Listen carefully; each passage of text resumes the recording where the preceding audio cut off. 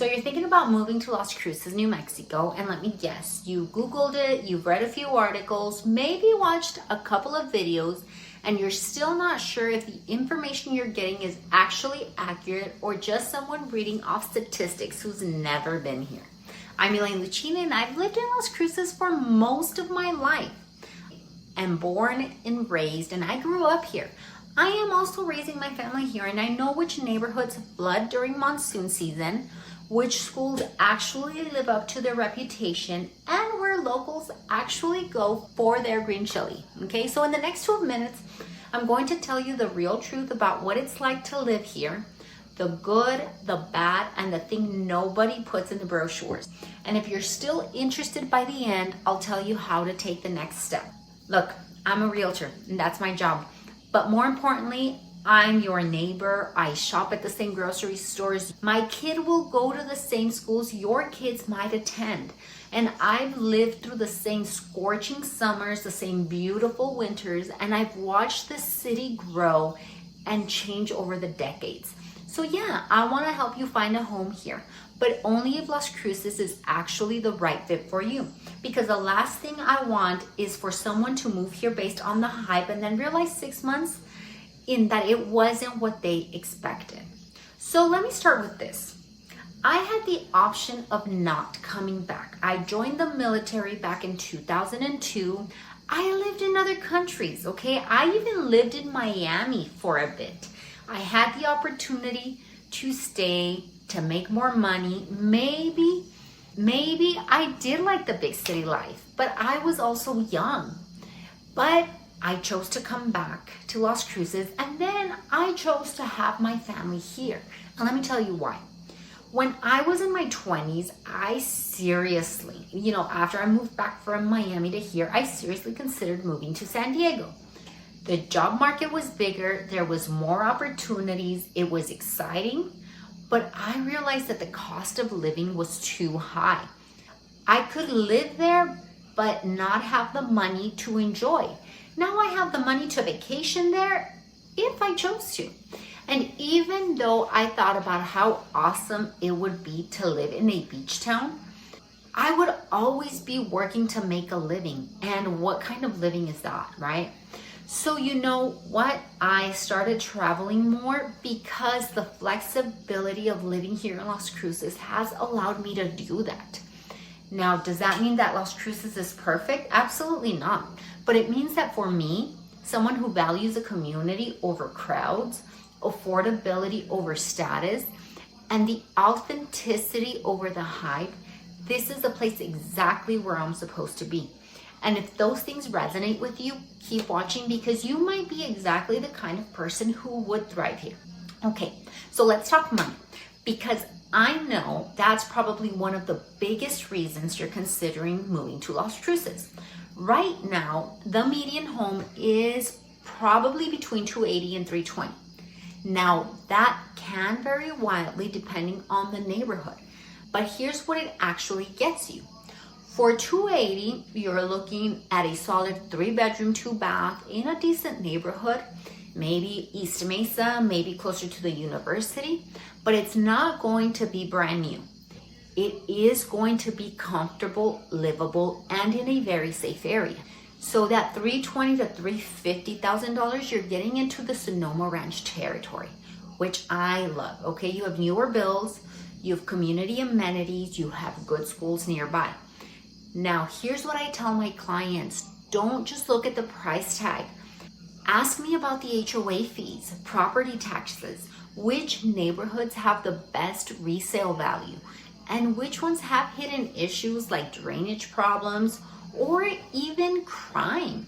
That's the kind of stuff you won't find on Zillow. Groceries are pretty much on par with the national average. You're not going to save a ton, but you're not getting gouged either. Gas prices fluctuate, but we're generally very competitive with Texas and Arizona. Where you will save though is in restaurants, and I love to eat out, so local Mexican food, you can get an incredible meal for maybe $12 to $15. Compare that to what you're paying in a bigger city. Now, Here's what people don't always factor in. Air conditioning. If you're moving from somewhere cooler, your summer electric bill is going to be roughly about $150. Here it can go up to $300 depending on the size of the house. And that's just reality when it's 100 degrees outside during your summers. Also, things to consider are your car maintenance. We have dust, okay? A ton of it. And with dust, wind, and those extreme temperature swings, your car will need more frequent washes and wear and tear is real. This is the kind of place where you might wash your car and then it all of a sudden rains and dusts on the same day. So bottom line is probably you don't have to wash it all that often. But here's the bottom line though. Even though the costs, you're still coming out about 20-30% ahead of what you would be spending in Phoenix, in Tucson, in Albuquerque, or anywhere in California. And that's money you can put towards your kids' education, your retirement, or just living a less stressful life. Maybe you like to travel. I know that's where I put all my extra money, okay? Let's talk about neighborhoods, because this is where I can actually add value as someone who's lived here forever, pretty much. Sonoma Ranch. This is where a lot of families want to be. It's newer, it's clean. There's 2 golf courses. You have Sonoma Elementary, and this is one of the best rated schools in the area. Here's what the brochures won't tell you. Summer traffic getting in and out can be a pain because everyone's coming and going at the same time. We do have some HOA fees, so make sure you factor those in. There's not a crazy amount of them, but they do exist. But what if you want a family-friendly suburban feel? This is it. I love it. This is where you get the best value, solid homes, good bones, and you're close to pretty much everything.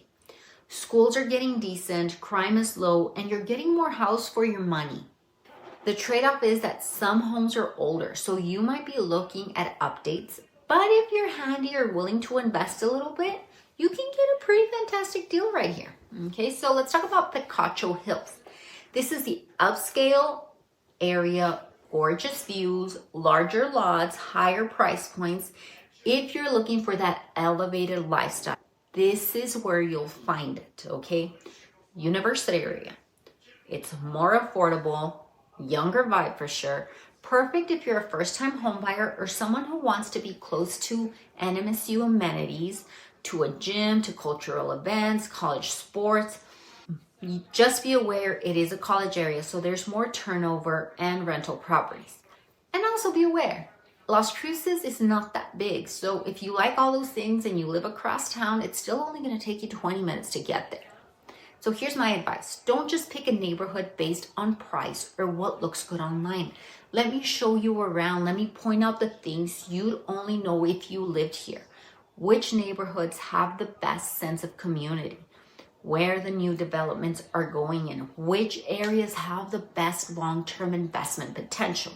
That's the kind of insight you get from working with someone who actually lives here. Because while you're looking for your next home, space, backyard, kitchen, and all of that, I'm looking at it as an investment. What is your home going to cost 10 years from now? How are the values considering what is going up around that area? How are they going to affect it? All right, so now let's get real about what daily life actually looks here. Let's talk about the weather. Yes, we have 350 plus days of sunshine. It is gorgeous. But summer, June, July, August, September, it's hot. We live in that 95 to 105 degrees hot. It's not Phoenix though. If you're not used to that though, it is an adjustment. So here's how locals deal with it. We do our outdoor stuff early in the morning or in the evening. I was a marathon runner for years and my life started at 4:30 in the morning because I hated running in the heat. And honestly, you do get used to it. I grew up here and now when I travel somewhere humid, I do love it. I'm not gonna lie. But I will take the dry heat any day because I would rather travel to a humid place than live in one. And that's just coming from a person with crazy hair, okay? Winter is beautiful though. It is the perfect weather for hiking. We might get a dusting of snow once or twice a year, and that's really nothing to worry about. I mean, the temperature will drop, but it's really nothing crazy, especially when we're seeing other places all around us have blizzards. Let's talk about things to do. People worry that there's nothing to do here, and that's not true. But you do have to adjust your expectations. We're not Albuquerque. We don't have a huge nightlife scene or big city entertainment. But here's what we do have. The Organ Mountains literally in our backyard. White Sands National Park is about 45 minutes away. As kids, we grew up playing in those dunes. I remember having those like big dishes and going down the dunes. It was the best thing ever. We also have the farmers market every Wednesday and Saturday. And it's where like the whole community gathers. It is absolutely great. Plus, I haven't been to all of them, but the food trucks are really, really good. And we have great local breweries, wineries, and restaurants that actually care about quality. That's more my scene, not gonna lie. NMSU hosts sports and cultural events. And then of course you have the Mesilla Plaza, which has a little bit more of that historic charm.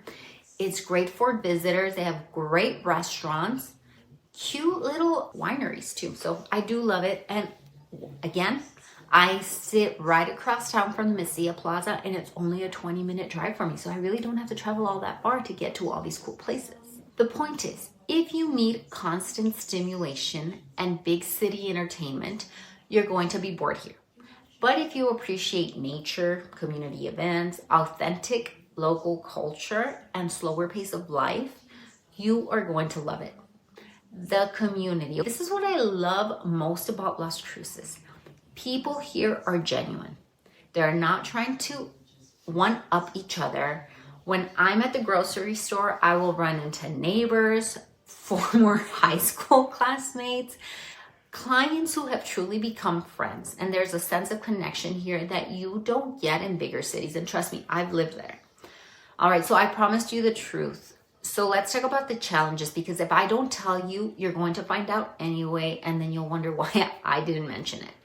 All right, so education. So New Mexico does rank near the bottom of the national in education. And that's a fact. Individual schools and programs can be excellent.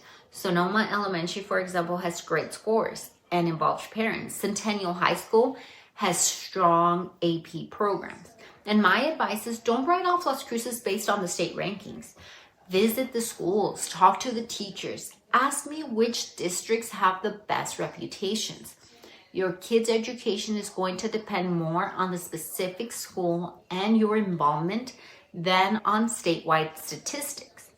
The job market. If you're relocating without a job lined up and you're not working remotely, it can be tough. We're not a major metro area. The job market is smaller. Healthcare, education, aerospace, and government jobs are the best bets. If you're in a niche industry, you might struggle unless you're willing to commute to El Paso, which is not that far, honestly. That being said, if you're a remote worker, this place is a gold mine. You're getting paid big city wages while living in a low cost of living area. That is honestly a really huge advantage. But you do need a car. There's no getting around this. Public transportation is minimal. You will need a reliable vehicle. Factor that into your budget. Look, I'm not going to sugarcoat things. Every place has trade-offs. But for me and a lot of people I've helped move here, the benefits far outweigh the challenges. So here's what I've learned after decades of living here and years of helping people relocate. Las Cruces is perfect for remote workers who want to maximize their income while living somewhere beautiful and affordable, retirees who want sunshine, outdoor access, and tax-friendly state without the high cost of Sedona or even Santa Fe, and families who value the community over the crowds and want their kids to grow up with space to explore and a strong sense of place. Outdoor enthusiasts who want trails, mountains, and national parks in their backyard. It's also good for people seeking authenticity, folks who are tired of pretense and just want to live somewhere real. Las Cruces might not be for you if you need constant urban entertainment and nightlife. You require cutting edge jobs, opportunities in every industry, and you can't handle heat or desert landscapes. You're expecting big city amenities and infrastructure. That is just not us. And here's the thing, I'd rather be honest with you now than have you move here and feel like you've been disappointed. My job isn't to sell you on Las Cruces, it's to help you figure out if Las Cruces is right for you. So if you've made it this far and you're still interested, here's what I would suggest. Come visit. Seriously, spend a few days here. Drive around the neighborhoods I mentioned. Eat at the local spots. Hike in the Oregon mountains. Go to the farmer's market. Get a feel for the place. And if you want a local's perspective, someone who can show you around, answer your questions, and give you the real insider info, reach out to me. You can find my contact in the information description below. I'm not going to pressure you. I'm not going to give you a hard sell, but I will give you honest answers and I'll help you figure out if this is the right place. And I'll help you figure out if this place is right fit. Because at the end of the day, I love Las Cruces. I've built my life here. I'm raising my family here. And I genuinely want the people who move here to love it as much as I do. Thanks for watching. If this video was helpful, give it a thumbs up and subscribe for more honest content about life in Las Cruces and southern New Mexico. And if you have questions, please drop them in the comments. I read every single one and I will answer, okay? Until next time, I'm Elaine Luchini and I'll see you around Las Cruces.